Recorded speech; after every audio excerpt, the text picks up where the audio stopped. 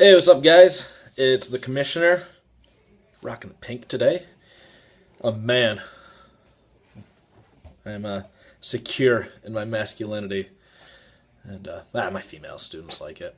I'm here with our Week 14 recap.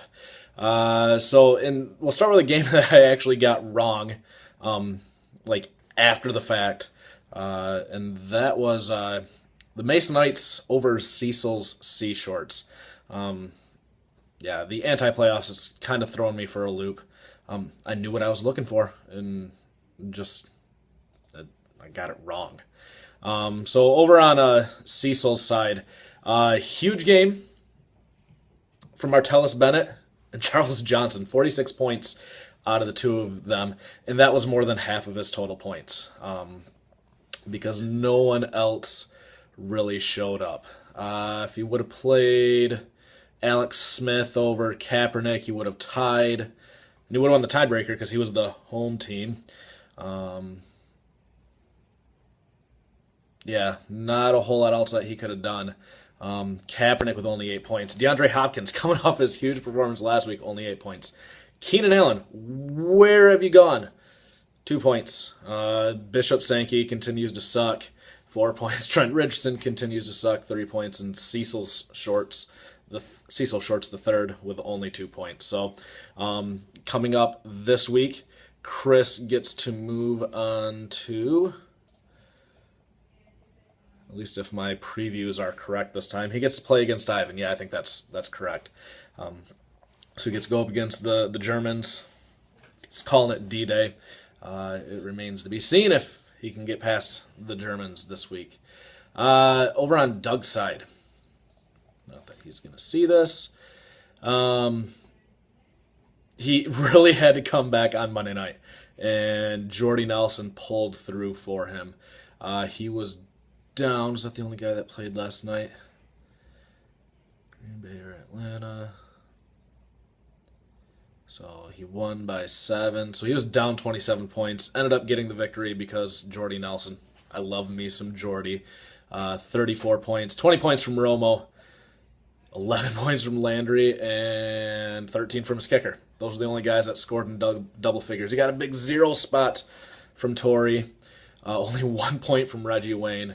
But it was enough to get him the win and to get him out of the anti-playoffs. So this is uncharted territory for Doug. This is the first time that he's finished with a losing record, but he was able to get out of the anti-playoffs, so no punishment coming for him. In our other matchup of the week, it pitted the Fear Boners and Organized Chaos. And the Fear Boners actually put up some points. This was about what I expected out of Ferguson all year, scoring 131. Fun fact, that would have beat both Rob and myself this week. There's a lot of guys that would have beat Rob and myself. It was a good thing that we had a bye week. So over on Justin's side, next week he will be playing against Barkham's Ballbusters. And in terms of what he did this past week, Cam Newton with a huge game, 35 points. He did leave Deshaun Jackson in, even though he was announced that he was going to miss. So who would have he put in? Maybe Riley Cooper, only 4 points. Yeah, not a whole lot else left out there, so it didn't cost you the week. Because you didn't have anyone put up the 13-point difference. But Newton, huge week last week, 35 points. And then he gets injured. I don't think that he's going to play this week. So that means Ryan Mallett not playing. Oh, luckily for you, Johnny Football is getting the start this week just in time for you. He had some solid games. Decker 14. Sammy Watkins with a nice bounce-back performance. It's been a while since we've seen him. 127 yards on 12 catches. 7 catches. Lamar Miller and Steven Jackson, 13 and 15 respectively. And then it gets a little thin. 8 from Nate Washington, 6 from Reggie Bush. And then only 4 from your kicker. So I guess if you would have played Dan Carpenter instead of Justin Tucker, and if you would have played Jermaine Gresham instead of Deshaun Jackson, you would have won. but you didn't. So you continue on in the anti-playoffs. Over on the Fear Boners side, doing it live, Julian and Joik combined for 58 points. That catch that Joik had was redonkulous. Still counts, though. Off the lineman, way up in the air, Joik, bloop, and in for the touchdown. Tom Brady, 18, a decent day. Dwayne Bowe, 4 points. The Kansas City wide receivers are just terrible. I don't even know if I can name another Kansas City wide receiver. I don't think they have any touchdowns on the year. As a collective group, they are averaging 4.5 points per game. Just terrible. Basically it was the Julian and Joik show, and I think I would watch that, the Julian and Joik show.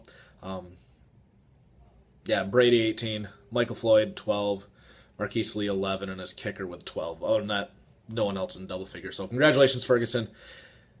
You will not be getting...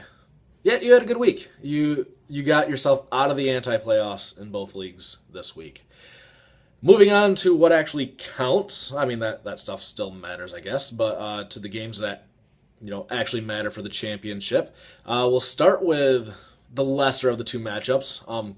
I called it right on Facebook. I did not call it right on Yahoo. But that was pulsating Rhino Nuts, 162 over Wright's Rampage, 146. Started off really strong for the Nuts, 36 from DeMarco. Finished really strong for the Nuts, 27 from Rodgers. C.J. Anderson with 23 points. Is Denver a running team all of a sudden? I really, really hope not. I've got a lot of stock in Denver's passing game. But Anderson came to play against Buffalo. I really hope that we see something different than that next week.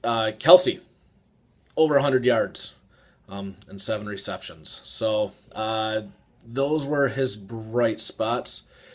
He did leave Harvin on the bench. I can't blame him. Put up 24, but now he's out. Andre Ellington is now out, placed on IR. Cordarrelle Patterson with -2 on his bench. But still, 162 points. Very, very good game from the Nuts. Wright's Rampage. I'm going to call this a lost season for Wrightsma. He was the clear-cut favorite at the beginning. At the trade deadline, he didn't really make any moves to bolster his team. He did end up losing only by 16 points. So not a ton. Looking down his matchup, a lot of it can be blamed on Jimmy Graham, averaging 2.5 points the last couple weeks. Ryan Matthews didn't really do anything. He did have very big games from T.Y., the usual big game from Antonio, Eddie Lacy, and Gronk, both with at least 22. So 4 guys with at least 20. But Rivers, single digits. Brandon Marshall, single digits. Now on the IR. Doesn't really matter. LaShawn McCoy, 3 points. And I already mentioned Ryan Matthews. I really think that Wrightsman could have done more to bolster his team for the playoffs at the trade deadline. I think that came around to bite him in the butt. Although looking at his team, I guess he doesn't have a ton of depth. So maybe there wasn't a whole lot that he could have done. I don't know. I especially look at that Phil Rivers spot, and that definitely could have been improved. In fact, what has he done recently? 9 points this week, 11 last week, -3 back in week 9. He did have a bye in week 10. Oh, I'm sorry, 26 last week. But this week just did not come to play.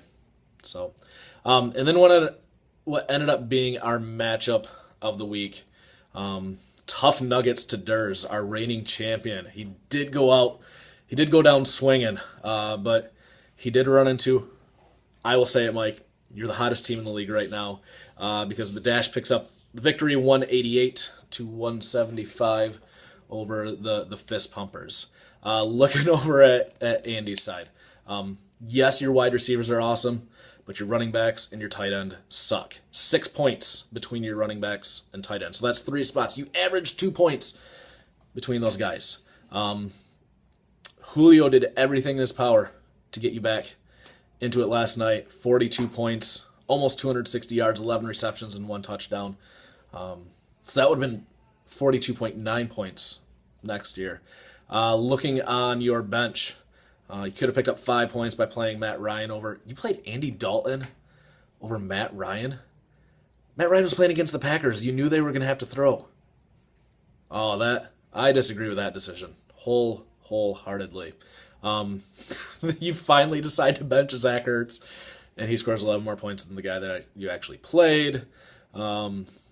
A lot of 0s and 1s. Not a whole lot of team depth over on the Fist Pumpers, but it doesn't matter. You are now out of the playoffs. Can look forward to next year. I'll be sending you over a couple draft picks. You got Terrence Williams for next year, so congratulations. Mike, just an overall spectacular performance, and that was with 3 guys only averaging 6 points between Jordan Matthews, Mike Wallace, and your kicker Steven Hauschka. You still dropped 188. And that was with Breeze only getting half of his projections with only 11 out of 21. That's because everyone else came to play for you. Alshon, probably going to continue to do well now that Marshall's out, 21 points. Kelvin Johnson, he's back. Hopefully in D2 you agree that he's not the worst contract anymore, 29 points. Mike Evans, I think it was kind of fluky, only 4 receptions for 45 yards. He did get the 2 touchdowns to give him 20 points. Marshawn with 19 points. I'll save that guy. Greg Olson, 10 receptions and a touchdown for 23 points. And then you probably have the best running back as well, Spartian. Le'Veon Bell, 47 points. This might be the high score for the year for any one individual. His 3rd straight game with at least 200 yards from scrimmage. He had 3 touchdowns. Really hoping he doesn't do that next week. Let's see, next week, Pittsburgh has to play at Atlanta. Son of a gun. I think Mike and I have the best 2 teams. I think that whoever wins our matchup next week is the clear favorite in the championship. So hopefully, I'm hoping that either Reitzma or Durs or Ferguson, I'll throw you in here as well, and who else is no longer in the playoffs? Oh, Doug. Yeah, Doug, how about you do a video? That would be awesome. I'd love to hear what you had to say. I'm going to narrow it down to Reitzman, Durs, or Ferguson. And if any of you 3 want to do up the preview this week, that would be awesome. I think I mentioned before I'd like an unbiased opinion on the matter. I think all 3 of you have some really good fantasy knowledge. Just wasn't your year this year. So, good luck to Brian and Rob. Bad luck to Mike. And whoever's in the anti-playoffs. No one really cares. Peace.